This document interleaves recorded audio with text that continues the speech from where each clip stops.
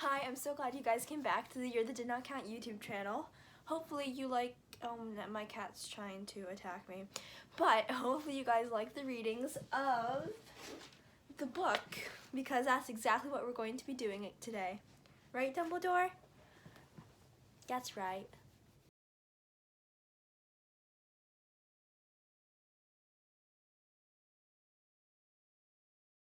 Okay, so we're going to be reading the next 10 pages, and yesterday we read pages 23 to 33, so that means we're going to read pages 33 to 43 today. Now, last time, sorry, my cat's still attacking me, but last time we learned, so Audrey, she went to Alamir, which is a school for satyrs, which are people who can tell the future and teleport. So Audrey goes back to the school, and Kate, Max, and Mia also go with her. And yeah, that's basically it. So let's get on with the video, and we're going to be reading pages 33 to 44. Seconds later, the door burst open, and as a tall woman walks through, with a jolt of recognition, Audrey concludes that this woman is a stranger from outside the window in her vision. She notices the way the woman looks at her father. Eyes glaze over, mouth slightly open. Audrey shudders.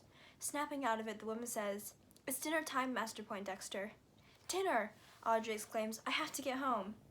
"Don't worry," Kate says reassuringly. "It's been taken care of. Your mother and sister went off to watch a movie. They won't be back till later." "Good," Audrey says with a sigh of relief. "And this is Paige, but she's Mrs. Swan to us," Max says, to Audrey and Mia, introducing them to the woman.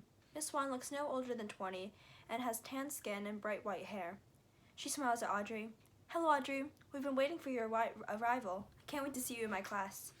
"What do you teach?" Audrey asks Miss Swan. "I teach history of satyrs," she replies. "But how am I supposed to go to my school and Alamir?" Audrey wonders out loud. "Well, once you wipe Miss Ruffberg's mind, we will be able to tell the school you have simply moved away." "Wipe my mind?" Mia yells. "There's no way that's happening. How would you even do that?" "Well, since we have the power to see as far as we want into the future, we can figure out how to create tools that will allow us to wipe minds. We can create flying cars, highly advanced robots, and state-of-the-art technology. We have even developed the ability to teleport using microscopic chips implanted into our brains," James explains. "And yet you can't find a way to allow Audrey to go to Alamir without erasing my mind?" Suddenly, everyone in the room doubles over, except Mia, Miss Swan, and Audrey. Mia looks over at Miss Swan and asks in a frantic whisper, "What's happening?"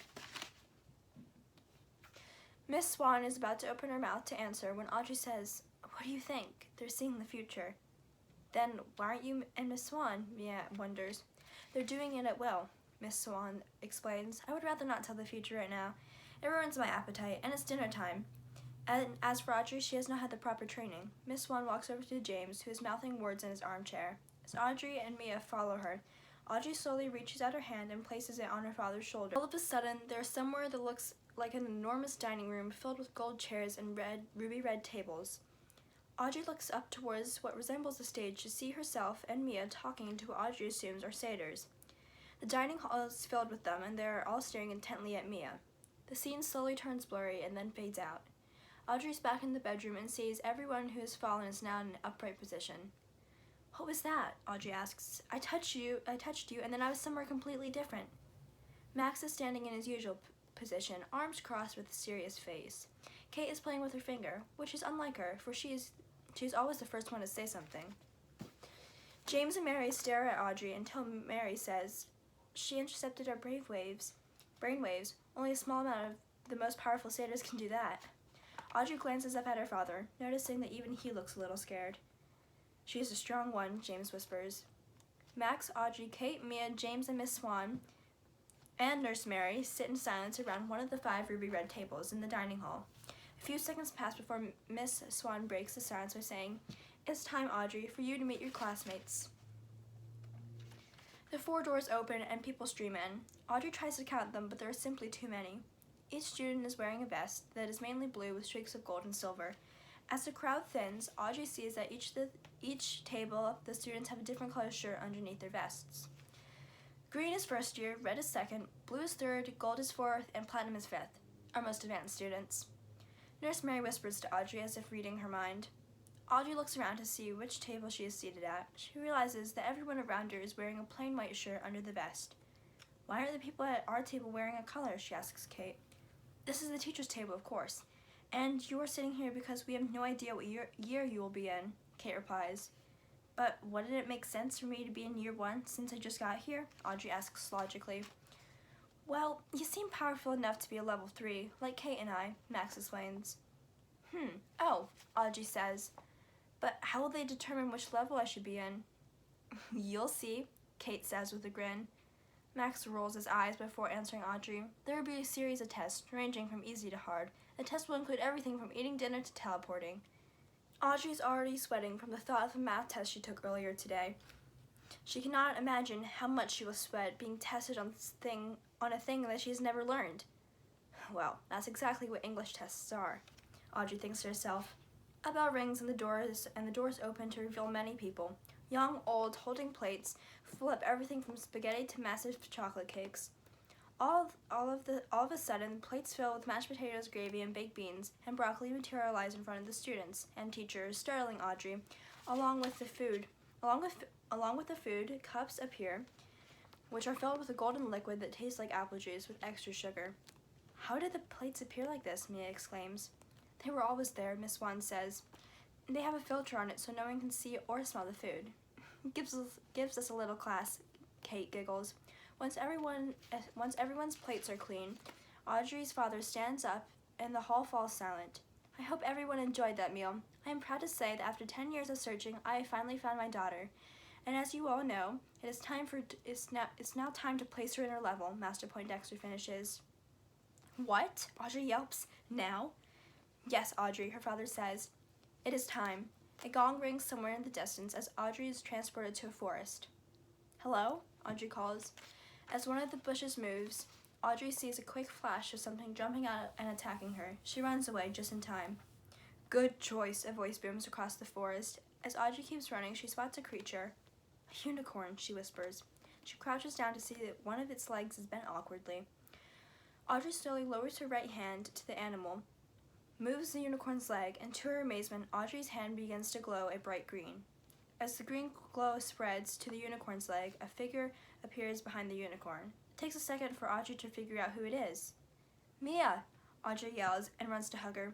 Mia looks at the unicorn. Why is it always me? Audrey laughs and the two of them start trying to find their way out of the forest. Eventually they reach a wooden door that is so small only a mouse could fit through it.